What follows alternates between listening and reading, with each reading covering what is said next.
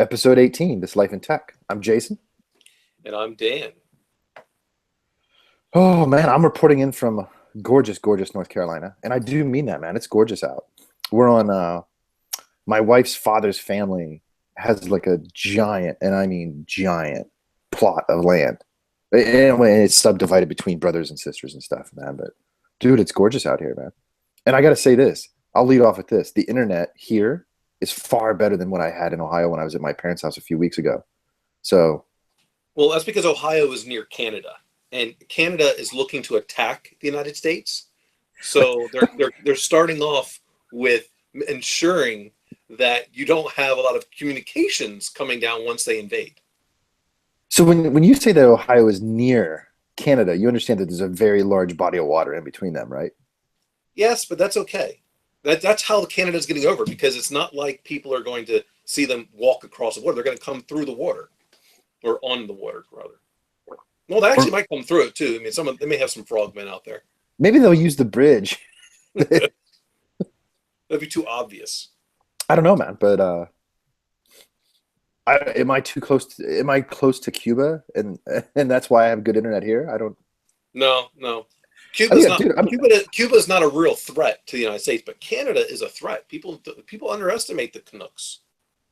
Is it Canadians in general or the French Canadians specifically? Well, no, French Canadians couldn't win anything. They need the English speaking Canadians. They have too much of that French blood in them to be able to win a war. They would probably, like, if we attacked them, they would probably just do like they did for the Germans and be like, "Welcome in, come on, here you go." Welcome. So I don't know, man. I thought we were coming. There's a graduation party today for one of the kin folk for graduating high school. Oh, look at that! You're already getting acclimated with the language. I've been practicing. And I didn't realize it, but it came out last night. We were playing some board games with some of the people in our age group. And sure, it was not Warhammer. No, but it was Munchkin, which is, it's not Warhammer, but it's close. Yeah, it's close. Yeah.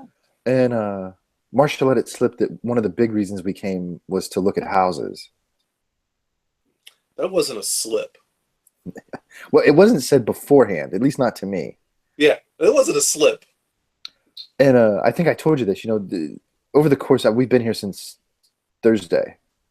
And over the course of the days, my wife has been having little meetings with family members. And like it's just family business, man. I don't have anything to do with it. So nobody asks my opinion. I don't give it. I just kind of stay quiet.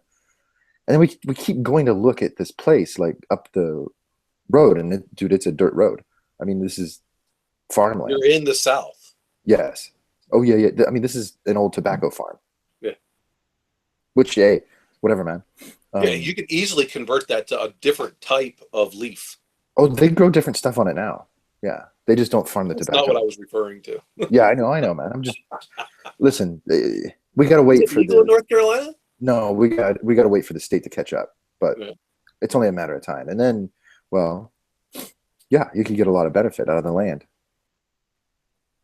But anyway, man. So it kind of dawned on me. Farmer, look at that, Farmer Pittman.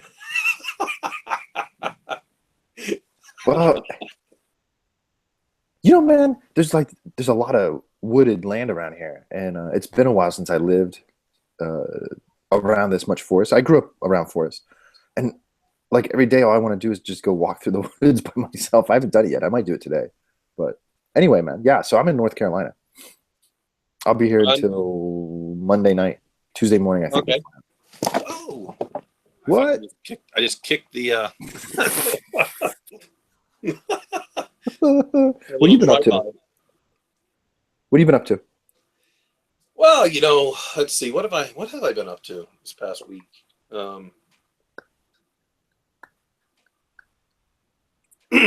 Really a whole lot of nothing. Actually, I've been building a cyber range. Oh yeah. In the house. Trying to get the kids start preparing for that.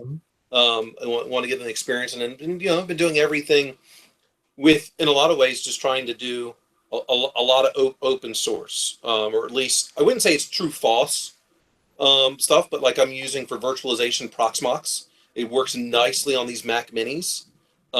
like no problems. ESXi, you got to do a whole lot of crap. Yeah, man, Um, it's not easy. It's not easy.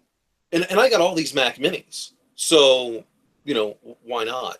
And especially with just trying to build like a little cyber range here, I'm going to be putting on Windows 2000 servers, Windows 2003, 2008, probably no 2012 at this point. It's not. I don't think 2012 is that well deployed. Um, so I'll build a little Active Directory infrastructure for that, Hmm. and then I'll build. I'll put like a couple different Metasploitables in there. Um, and I'll put some other, um, basically, I'll put Red Hat CentOS in there. Um, Probably some older versions of some things, just to kind of make it look like, hey, this is something you might see in an environment. There will be no Windows XP, uh, but there will be some Windows 7s Hmm. in there. Hmm. Um, I might put a Windows XP just to start showing that, hey, here's what a interpreter shell looks like. Yeah, You get it because it's really easy. yeah, exactly. I think systems like Windows XP is a perfect example, um, especially for a beginner, just to show, like you said, this is what it looks like when it works, Yeah. right? Because I think that's one of the things, especially as a beginner, can be frustrating. Is not only do you not really have a sense of what you're doing, right? But you don't have any experience to tell you what the outcome should look like. Hmm. So when something does work, you may not know right away, and so you might abandon it and try something else, or get what. Really, what it leads to is frustration, which is bad because then you'll stop instead of Hmm. carrying on. Whereas I've seen, I mean, still people use Windows XP in collegiate competitions, and I think that's bullshit. I mean, what are you really testing at that point? What are you really trying to exercise? I mean, of course, Right. I'm talking about competitions where there's, Sure. I mean, Sure. there's something to it. I mean, it's a competition, right? I mean, Right. if nothing else, there's bragging rights on the line, and at that But point, even with Windows XP, they could at least make it difficult in competitions by going over to the network card and putting on some IP filter. Make it to where they right? have to do some stuff like with EtherCap and change the MAC address and things like that to only allow it from a certain IP address and Sure. let them have to figure that out. Yeah, Make it because difficult. otherwise, what I was going to say was, in my mind, at this point, I mean, how far we're along in just the Windows evolution of product line. A naked XP to me really just it boils down to a foot race of sorts, right? Like who can just get to it the fastest. Um, well, I mean that's not a level playing field necessarily, unless you're controlling all the hardware all the way through, Right. which I mean, some do, some don't. But yeah, I just don't understand the point of using it anymore beyond like just an instructional tool to show. Well, I mean, it's also good for operating system design. There was a Mhm. massive difference between XP and XP post SP2 when the Windows firewall got introduced and all the Yeah. security stuff. I mean, there was a Well, right. massive difference. Microsoft realized that you know they basically were only utilizing two rings in Right, their operating system architecture, right. and because of that, anything you executed automatically had admin rights. Hmm. That's why we see now with the user access control windows that pop up every time it's going, hey, now it's still not. I still don't believe that they're properly implementing the ring architecture, but at least now because I mean their kernel is broke, um, so they can't really go and fix it. And the reason why it'll be broke for as long as they do Windows on Windows. So Yeah, until they stop with all the backward compatibility, it'll continue to be broke. yeah.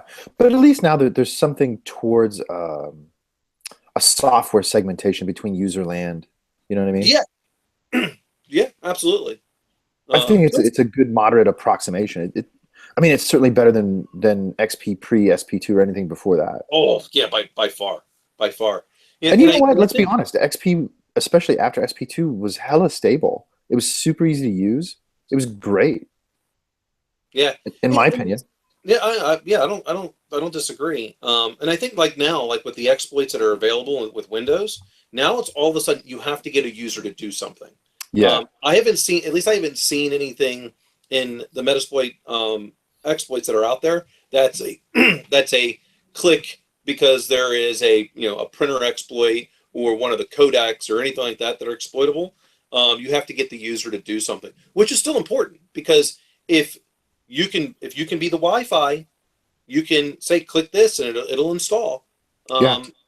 And because of that, you can still get you can get a interpreter shell, but it's a buildup. I mean, you then realize the additional work that's necessary in order to actually exploit something.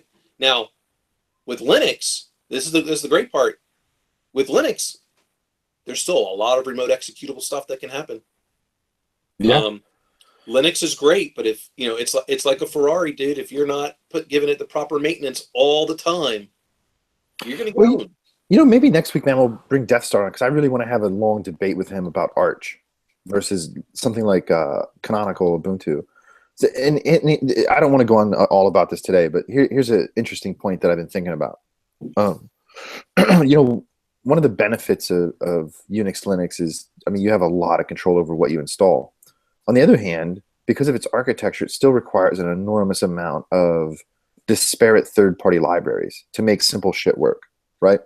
Whereas in the Windows environment, it's all signed drivers or unsigned if you allow them. But it's much more packaged, right? It's Right. much more object driven. And I think in a lot of ways, the Windows model is much more modern, and I think it's much more securable, at least if you look at it like on a time basis, because it's just a smaller footprint overall. I mean, the code's bloated. Don't get me wrong. I mean, that's not what I'm talking about. What I'm talking about is the number of objects on a system just to do certain simple functions in a computing environment, and especially in a source-based distro like Gentoo, Arch, shit like that, BSD. Um, I mean, there's just so much, man, you have to do to just get like a text writer. You know what I mean? And then it matters what windowing environment have. Do you compile with Qt support and all that? And I'm not saying that's bad. It's just that difference. I think now the way modern computing is headed is starting to show some age, in my opinion. I don't think it's bad. It's just Yeah, maybe. I mean, it would be good to bring Deathstar on because it's everything's a function of time and everything's a function of the skill set that you have. mhm. Can you make a Windows environment secure? Sure. I believe that you can. I believe, though, that you're going to be in patch nightmare mode always because the user community. And the user community is constantly not, well, in this case, I mean the application developers. If Mhm. they're not rolling in to their SDLC process, the aspect of Microsoft Patch Tuesday, and I need to have everything QA tested within X period of time, 5 days, whatever. That way we're never a week without patching. Then I think you can make a Microsoft environment pretty damn secure. Yeah. If that buy-in's not there, then you're gonna have Swiss cheese. Yeah. Um, Well, and I think part of the problem too, man, that I've seen, not only on the security side, but as a developer too. Um, Microsoft brought out, man, I skipped a couple versions here and there. I went from like 7 to 10 and whatever, right? When they rolled out the driver signing and really started enforcing it in operating system policy, you have a system now that has a hardware TPM chip, mhm. right? So you can enforce safe boot into a relatively safe, known booting Absolutely. environment. And you can check the signature of all the applications and all the objects in the system that are generated by those objects. What's unfortunate to me is that driver signing and object signing aren't more heavily promoted.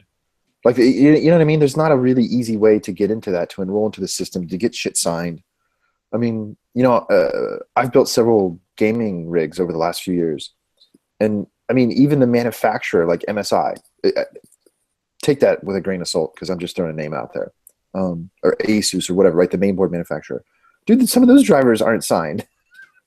So, I mean, how do you not play well with at least the top manufacturers? But why not all at this point? I mean, how hard is it? How hard is it to build an automated system that I can enroll in as a developer with some kind of check? I mean, you have to balance that, right? That allows Well, me to create signed objects and deploy them to operating systems. the real reason is this: money. More than likely, that program costs money, and because of that, Asus and MSI, Extreme, all of those manufacturers that are out there, they don't want to pay that money, is my guess. Yeah. Yeah. And as such, they know, well, you bought it, you know it's coming from me, so you're going to install it. There's no penalty for that. Yeah. If there was a penalty of some sort, then maybe everyone would play ball. No, just like with Apple. Apple does the same type of thing.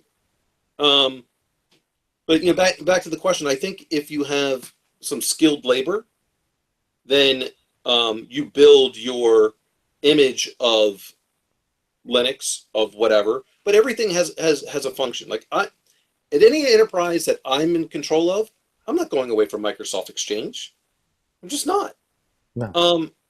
I'm not. No matter how good of a variant of Linux may have, it doesn't have the seamless integration that Microsoft Exchange has with, everything at this point. They've made it really a communication server. There's links, there's, email, contacts, calendar. There's, collaboration is easily put in there because of its hooks into SharePoint. Yeah. I'm just not going to go. Now, my database, I don't know that I would go with Microsoft SQL Server. But there's, my web servers, I would still probably keep on Linux. I'm not a big fan of IIS, but I've never been a fan of IIS. I agree. And there's a certain, you want to have as many things in your toolbox. If all you have is a hammer, then everything is a nail. And I think you have to pick the right tool for the job. Yeah, well, and I think both of us would agree that I've never been a fan of homogeneous operating environments to begin with. Because not one thing is good at everything. Right? No, despite what Cisco marketing tries to tell us sometimes, that you can't get one thing that does everything. Oh, it's worse though. It's now Gartner's in there. Oh, of course, man. Of course. Catch this shit. Gartner actually says now, only use, when you're stacking your firewalls, only use one vendor. Dude, I almost spit my coffee out. Yeah. So this almost got me fired at XM Radio, right? And I got lucky, and I'll tell this story. So Cisco had this book. It was a Cisco Press book on designing network security, right? Mm-hmm. In their book, it actually says that the best network security architecture will employ a multi-vendor firewall approach. This is that book was like the right before they brought out their safe blueprint, right? Yeah. Right. So we're doing this big deal at XM Radio, and it was multi-million dollars. And all I had done, because we already had a bunch of PIXs, I was putting a different layer of firewalls in there, which was going to be like a couple $100,000 worth of firewalls. And I was going to be using the net screens at the time. Where everyone I do know, it's really, we're called net screen, but they were screaming fast, so their nickname was always net screen. And so the VP for Cisco got the account manager got his, bent out of shape. He put it up to his VP. That VP wound up making a call to the VP over at XM Radio. VP of XM Radio sided with me. So this shit went all the way up to our CEO because we were a Cisco partner. Right. So what they didn't know is that I had been over to the CEO's house. I'd installed a bunch of stuff. This dude actually was making me dinner because I was doing things because his wife was really ill. So this guy gets in there, and I bring out the Cisco Press book. And I'm like, oh, so you say that it's not Cisco's recommendation. This is a Cisco Press book, right? And I highlighted it. Put it over here. I went, thank you. And so the meeting was ended. And I went, oh, by the way, the broadcast network is now none of it Cisco. Because you wanted to mess with a couple $100,000, the broadcast network went to Brocade. Well, what's just now Brocade. At the time, it was Interisys or whatever. Right. Yeah. So they didn't just lose out on a couple $100,000. They lost out on $7 million. They tried to do the same thing to me with, do you remember they had that local director load balancer product that they bought off somebody? Oh, yeah. And that's why I was already leaning that way. But after that, man, that's why I exclusively bought resale. I stopped dealing with them. I don't know if you ever had to deal with it, but out here in the West, we had SBC and PacBell, and then that all got split, right? Now it's all back to AT&T. But before that, when it was just SBC, they would resell for Cisco. Man, they were always on calls and in meetings. You got to buy this. You got to buy this. I'm like, dude, you can give it to me for free.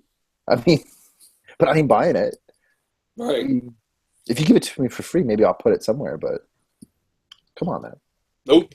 All right. Wow. And so now the only thing I ever buy from Cisco, well, I go the reseller route because there's no difference. If I can get SmartNet, I'm not buying brand new. And you can buy. I mean, I used to buy all my SmartNet resale too, man. Yeah. Why Because not? Cisco had always tried to give you that bullshit where they had to come in and test the gear and certify it, and if it wasn't, they wouldn't honor it. That was bullshit. Complete horseshit. I haven't dealt with that in a number of years, so I don't know what they do now. But when I was doing it full time, they had to Well, honor it. we were just buying when we were buying all that gear from Silent Circle. We bought it all resale. So Yeah. yeah. But everything comes back down to labor, skilled workforce, where your tools at, and I find it interesting how people hire. Yeah, man. Yeah. This has really been kind of bothering me a lot. I decided to play the game, but I had so many people with everything going on. Oh, you don't have this certification here. You don't have that certification there. Dude, in the last month, I've got 4 certifications. I'm like, I'm like, this is a joke, right? I mean, I just went out and got 4. Now what? Maybe it's been 6 weeks because there was a week here, a week there. But since left Silent Circle, I started looking at this stuff like mid-April, right? So, right. 6 weeks. 6 weeks, 4 certifications. People put too much emphasis on these things instead of practical expertise and showing continued growth as well as repeat performance. Yeah, I don't think they know how to measure that. Yeah, there's no sense of proportion. I mean, look, you and I have doctorates. You and I know how to study. We know how to take tests. Clearly, right? Yeah. I mean, we do. So put that in proportion to how you and I were, same human beings, when we first started in technology. I didn't have a doctor. I didn't have a master's yet, right? So I didn't know how to take tests as well as I do now. So when you try to take those two things and create this proportional perspective of how much could this person know, and this is where I think hiring goes wrong. And I think hiring goes wrong across the board. You have some recent industry hiring experiences, and I have some recent academic hiring experiences. And fundamentally, what humans do wrong is they hire people based on what they did rather than what they're capable of. Mm-hmm. And this is what creates what's called the Peter Principle, or the idea that people get promoted to their level of incompetence. And that's why. Because people get promoted just like they get hired based on what they did, right? Not on what they're capable of. And when you look at what somebody has done in the past, that's not a measure of what they may be capable or not capable of. So you filter up to where you stop achieving, right? Where you stop being successful. And with certifications, they have value to somebody, right? I don't think they're completely worthless. I think they're completely worthless when you put it in perspective for somebody that has an educational background like you and I do, or somebody that has a master's that was, legitimate. Any CAE, right? Any CAE is going to give you CISSP level skills at a minimum, right? But even the federal government does this with 8570. There's no accounting for formal education. It's all certification based.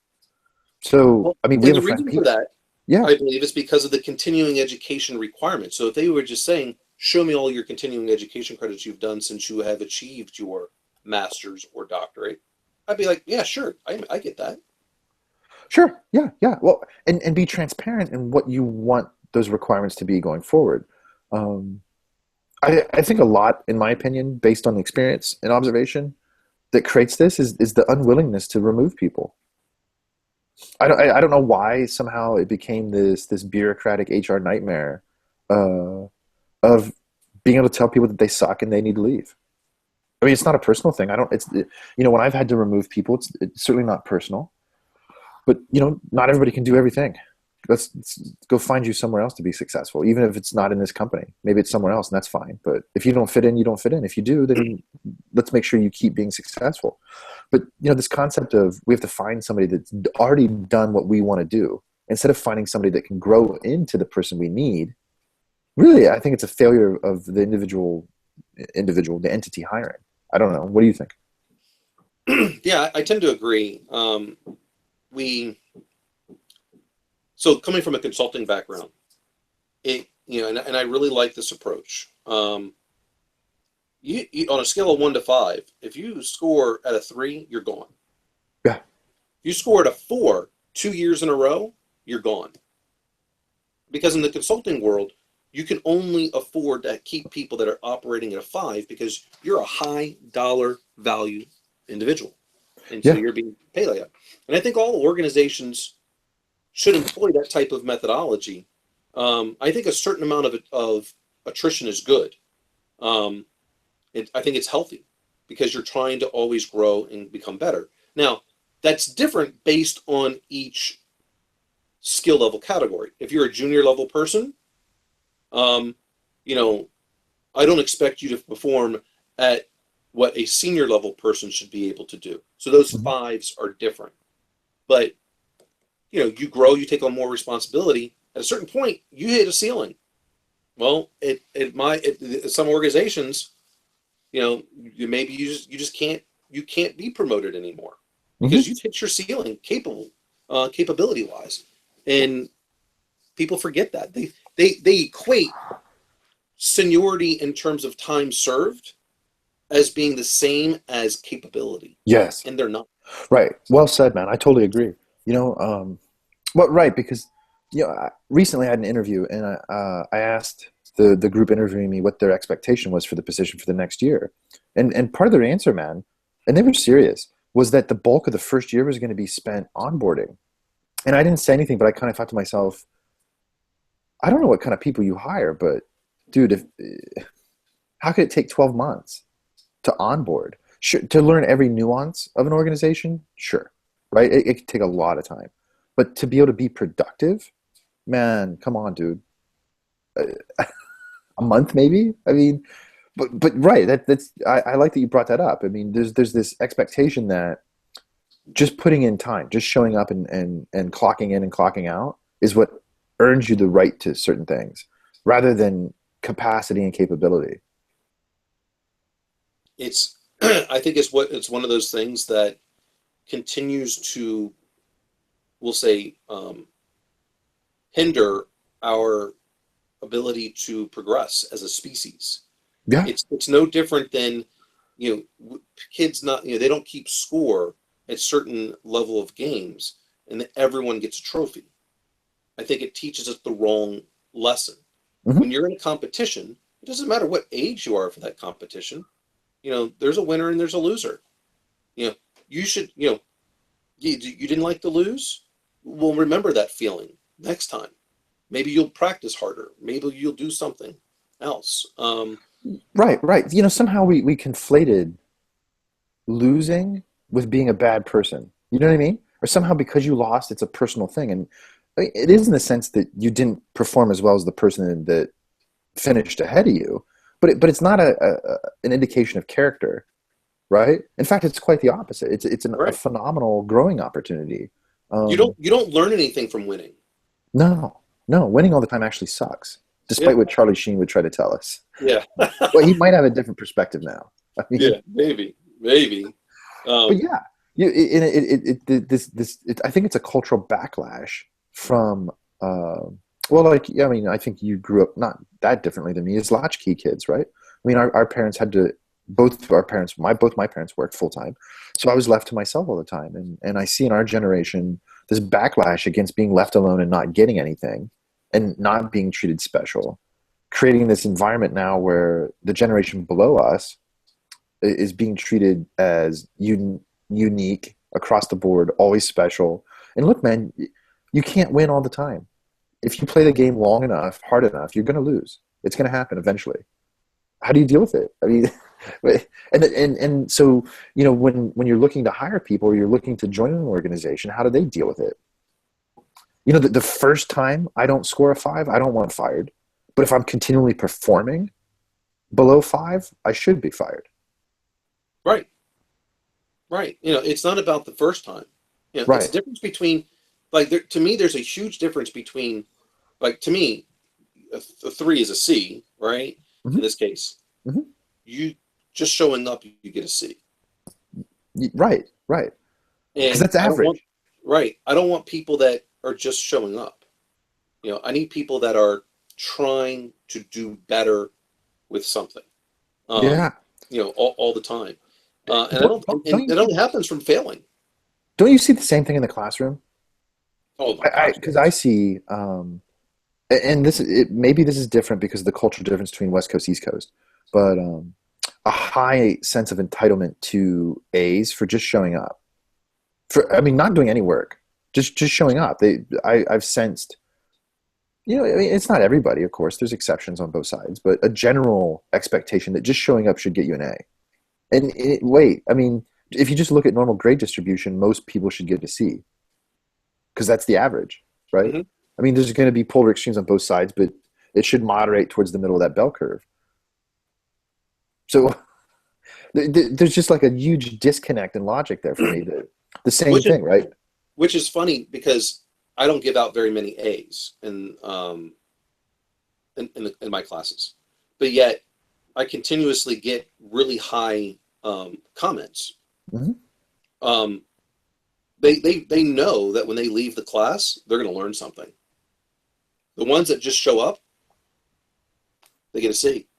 Yeah, yeah. It's been a while since I sat down and actually computed over multiple undergrad courses what my averages really were.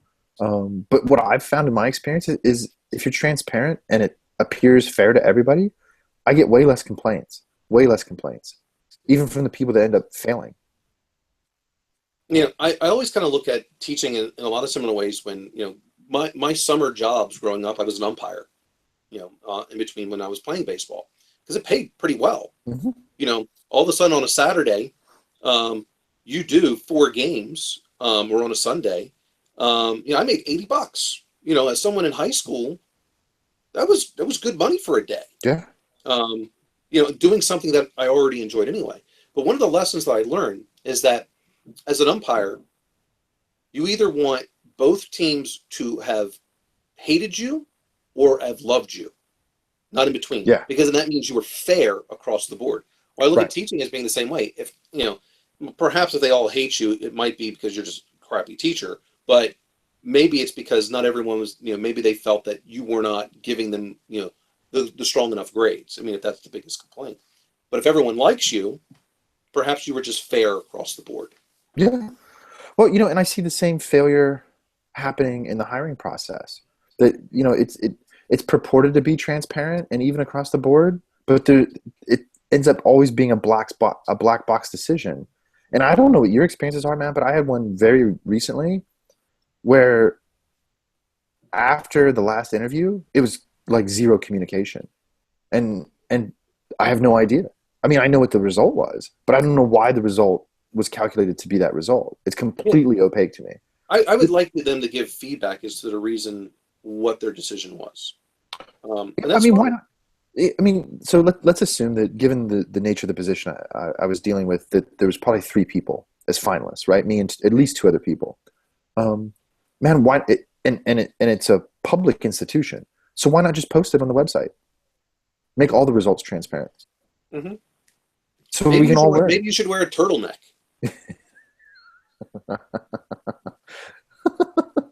Or a Guy Fawkes mask, Yeah. right? Because look, if I didn't get it, either I did something wrong, or I'm weak in an area where purportedly the person that got it is strong, right? Hmm. So how could I ever hope as a human to overcome those weaknesses if A, it's not pointed out explicitly, and B, right, which I actually think is the more important part. There's an example of what is strong in that case. Well, but let's put it to the reality though. Um, it's you were going for a faculty position at a particular, Mhm. academic institution, who told you that your first year was going to be do nothing but onboarding, More or less, yeah. right? So what if the real reason was they were threatened by you and had nothing to do with being weak in any area, but that you were going to outperform all of them and therefore look bad. And because of their own egos, they didn't want someone that was going to make them look bad. I don't know, man. I don't know. Is it possible? I'm sure it is. I don't know. I You think know, that was probably more likely. You well, it's hard for me to say that because I'm in the situation. I mean, dude, I don't know. I certainly don't feel any. well, and the reason why I think this is that some of the positions that I've been looking at where I would be reporting to the CISO, um, very, very quickly, it seems like it comes back as no, thank you, but not interested because they see on my resume all the things that I've done and go, oh my gosh, this person can actually do my job and believes that I would be coming for their job. But what they Right. haven't felt is that you're at a very large organization. Um, I've been at small organizations where I've been a CISO. I mean, not counting what I did, at DHS TSA, but I wasn't the CISO there. I Right. was just a director level on the program. Um, so big, huge difference. And I think a lot of times people make decisions because they're threatened, and they forget that the reason why you want your enemies closer is it's going to push you to succeed as well. It's going to Yeah. push you to be better. Yeah. You know, think about. I mean, let's take the sports analogies that are out there.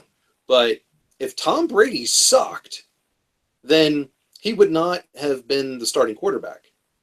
And I think he went to Michigan or somewhere like that. But when you think of it, the Drew Bledsoe was the previous quarterback. No, it wasn't Drew Bledsoe. Crap, don't remember the guy's name.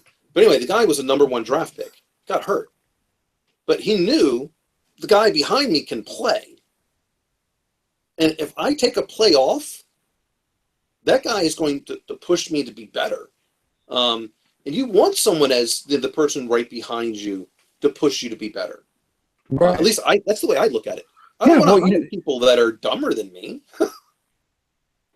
and the interesting thing about your analogy too, man, is that's all transparent. I mean, not only do you know in that situation what your direct competition is capable of, so you can adjust and be just that much better, right? So you, Mhm. this is the interesting thing you bring up, man, because what we're fighting against is status quo, and status quo, especially with a sizable organization, is insanely powerful, right? That's the selective pressure, and any exceptions will be pushed out or not allowed in to begin with, which is what we're finding out, right?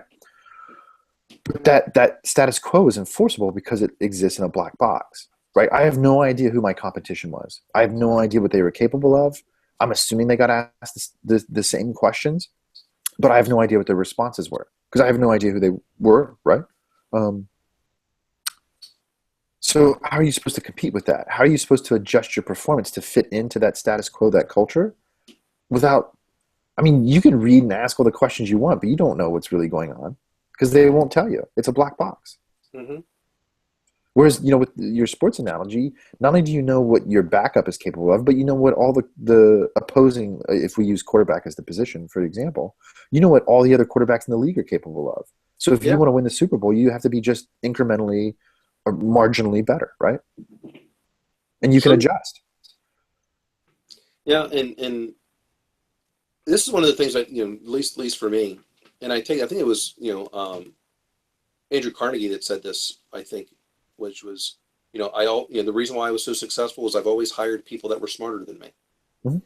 I think he's the one that said that, and I believe that because not only does it help you to grow, but you're strong enough in your character to know that I'm in my position because I had to have done a lot of good things to get there, and that doesn't go away. Um, you can find people that are smart, that are stronger than you in certain areas, but leadership is a skill that I think very few possess. It takes a lot to um, lead a bunch of very skilled people because they're also skilled and they know it. So how do you get them motivated to want to follow you in the proverbial battle? Right, right. Well, and I think well, in fact, I know we agree. There's a huge difference between leadership and management. Those aren't the same thing. Yeah, Yeah. I mean, I look at me while we're friends. You didn't have to come, work for me at Silent Circle. There was a respect thing, and I mean, and if the situation was reversed, I would do the same thing, Mhm. with you. But there's very few people that can do that, and Right. this is a reason why, especially with people that like lead. R&D teams, red teams, in this case, the research, but why there's high turnover, because there was nothing there to motivate them to want to stay. It's not Right. always about money. It's a lot about value. And Yes. value can be done in many different ways. But it's not always direct cash. No, no, Um, no. In my experience, not only for myself, but working with high level people, it's way more about the journey and the vision than it is the financial compensation. The money comes, man, and at some point you just not that I don't have so much money that I don't care about money, but I don't care about getting the money. It'll come. You know what I mean? right. Um, the vision and the mission and who I get to go on those journeys with is way more important to me. Way more important. Yep, I agree. I agree. And that's why I go back to what's important to me is capability and what am I going to be tomorrow, not what I was yesterday, because that's over. I mean, it's gone. I can tell you Yep. what I did, but what does it really matter? Yep. Can I I do tell it people, again? I tell students, and I tell the younger employees, great, relish in the aspect of what you accomplished for a moment, Hmm. then forget it, because you're only as good as your next achievement. Right, right, and that goes back to that consulting kind of mantra of you're only as good as your billable hours. Yep, Right. you got it. Yeah. So I don't know, man. It's interesting. The other thing too, I'll finish with because I got to go into a family function here in a minute. Um, Same. Dad's birthday. oh, sweet man! Happy birthday to your dad. Um, I think he's actually older than TK. uh, the other thing too, man, is not being afraid to say to yourself, "Hey, look, man, this ain't a good fit. It's time to go." Or, "Hey, you know what? This is different than I realized it was going to be. Maybe I'm not going to sign up for this." So what? Move on, man. It's all stepping stones. It all goes somewhere. Self-awareness, I think, is also something that very few people possess. Yeah. And it's one of the things been fortunate enough to get some help to develop over the last few years is a nice buffer between who I perceive myself to be as a person and how I exist in a professional way. I mean, Yeah. I'm me and I'm always me. I don't act a different way, but I don't take these things as a indictment of my character in any way. I don't give a fuck. Same. I'm always looking to determine what's going to be the best thing for me, not just right now, Yeah, but where I eventually want to be. And I have these. I've got two different aspirations, and I'm not right now. They're competing. I wrestle with this a lot. Do I want to be the CISO at a Fortune 500 one day, um, or do I want to be the CEO of my own company? yeah, And I wrestle with this a lot. yeah, yeah. 'Cause I think it's endemic to high performers. At some yeah, point, you realize that I am capable of a lot, right? I may not say that a lot in public because I just feel funny saying it, but I mean, you have to make a decision at some point. Do you want to keep doing it for somebody else, or do you want to do it for yourself? yep. And the only reason why I would say that I want to do that CISO at a Fortune 500, and who knows what will happen first, um, is because I believe it can be done. I Yeah, believe that the majority of the CISOs that are out there, they don't. They're theoretical based. That's all they are, theoretical in business. They don't know what it's like to truly be someone that was a red team or a blue team, anything along those lines, and to actually defend against systems, to know what the real realms of possibilities are for exploitation and what things to do in order to raise the bar. right. And because of that, they fail. Yeah, And I think that if they had more of that, they forgot that, like, to me, a leader in this case would understand their major job roles that are there and would have performed them right, at some point in time in their career, right. and never stop trying to do that. I mean, that's one of the big reasons why I teach, is because then I've got to keep up with the technology. Yeah, yeah, I yeah, have to. yeah. It's a nice way to reinforce it. Yeah, that's why I'm building a cyber range, not only to reinforce the things that I've currently had to do, but to teach the kids. Yep. I'm going to keep doing that. So anyway, Sweet man. I think there's that's my final episode thoughts. 18. Yep, in the bag. Got it. All right, guys. All right. See you next week, everybody. I'm signing out from North Carolina. I'll be back in California next week, I think. Maybe. Maybe. Later, y'all. Later, all.